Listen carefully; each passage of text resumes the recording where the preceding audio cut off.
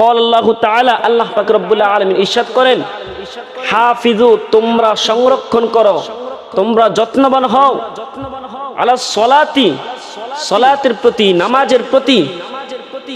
নামাজের প্রতি যত্নবান হও, নামাজকে তোমরা সংরক্ষণ করো, ওয়াস সলাতিল wusta, এবং মধ্যবর্তী নামাজের প্রতি, বিশেষ করে ওলামায়ে কেরামদের মতে এটা আসরের নামাজের কথা বলা হয়েছে।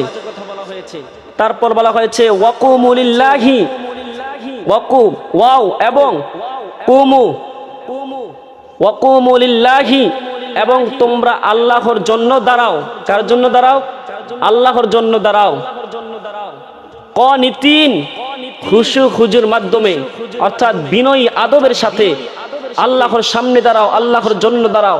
অর্থাৎ এই আয়াতের মধ্যে আল্লাহ পাক রব্বুল আলামিন বলে দিয়েছেন, তোমরা নামাজের প্রতি যত্নবান হও, নামাজকে সংরক্ষণ করো, এবং আল্লাহ পাক রব্বুল আলামিনের সামনে তোমরা আদবের সাথে দাঁড়াও, খুশু খুজুর মাধ্যমে, আদবের মাধ্যমে তোমরা নামাজ আদায় করো, দৃষ্টিতে নামাজ আদায় করো। কিন্তু আমরা দেখা যায় নামাজ তো পড়ি না, তাও যারা পড়ি তাদের মধ্যে অনেকদেরকে দেখা যায় যে আমরা এত গতিতে নামাজ পড়ি, মনে হয় যে নামাজ পড়তে আসি না, আমরা দৌড় প্রতিযোগিতা দিতে এসেছি। এরকম লোক আছে না নাই? কি বলেন, আছে নাকি নাই?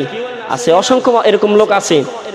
আপনি নামাজ পড়তে আসছেন, ঘড়ির দিকে তাকান, অথচ দুনিয়াবি আপনি সারাটা দুনিয়া ঘুরে ফেলতেছেন, ওখানে সময়ের কোনো সমস্যা নেই। কিন্তু আপনি মসজিদে আসলে সময়ের দিকে তাকান, সময় যাচ্ছে না কেন? 1 মিনিট লেট হলে ইমাম সাহেব লেট হয়ে গেছে, নামাজ শুরু করুন। তাহলে আপনি দুনিয়ার মধ্যে ঘুরতেছেন, তখন সময় আপনার যায় না। কিন্তু মসজিদে আসলে আপনি সময় টু সময়ের হিসাব নেন। তাহলে আমরা কি আল্লাহর জন্য আসতেছি নামাজ পড়ার জন্য, নাকি মানুষকে দেখানোর জন্য আসতেছি? একটিবার চিন্তা করেন আপনি।